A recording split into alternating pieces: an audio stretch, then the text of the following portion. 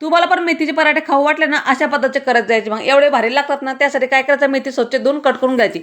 आता मिक्सरच्या भांड्यामध्ये कट केलेली मेथी, हिरवी मिरची, लसूण, जिऱ्याचा ठेचा करून घ्यायचा पाणी टाकून. आता लगेच पीठ मळायला घ्यायचं. पीठ मळण्यासाठी 2 वाट्या गव्हाचं पीठ, 2 चमचे बेसन पीठ घातले. तुम्ही त्या ठिकाणी बाजरीचं पीठ पण इथं वापरू शकतात. कट केलेली मेथी, धना पावडर घातलं, जिरं घालून घेतलं, ओवा घालायचा आणि चवीप्रमाणे मीठ घालून घ्यायचं.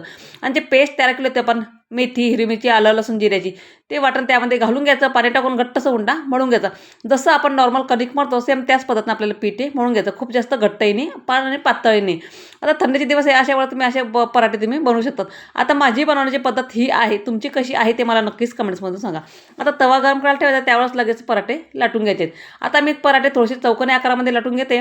थोडंसं मीडियम साईजचा पराठा लाटून घ्यायचा. त्यावर थोडंसं तेल आणि तूप काही लावून घ्यायचं. पीठ लावून घ्यायचं. व्हिडिओमध्ये दाखवते त्याप्रमाणे आलटून पलटून फोल्ड करून घ्यायचं. खाली पांढरे तीळ आणि वरतून सुद्धा घालून घ्यायचे. छान असे पराठे दिसायला पण चांगला दिसतात. मुलं अगदी आवडीनं खातात. असे चौकोनी आकारामध्ये केले तर काहीतरी वेगळं वाटतं. आणि पांढऱ्या तिळाचा जास्तीत जास्त मी उपयोग केला, कारण थंडीचे दिवस आहेत. थंडीच्या दिवसामध्ये पांढरे तीळ खाल्लेले चांगले असतात शरीरासाठी. आलटून पलटून करून खरपूस रंग होईपर्यंत आपल्याला तो भाजून घ्यायचे. आता तूप लावून घेतलंय, तुम्ही तेल, तूप, बटर लावून काही भाजू शकता, काहीच प्रॉब्लेम नाही.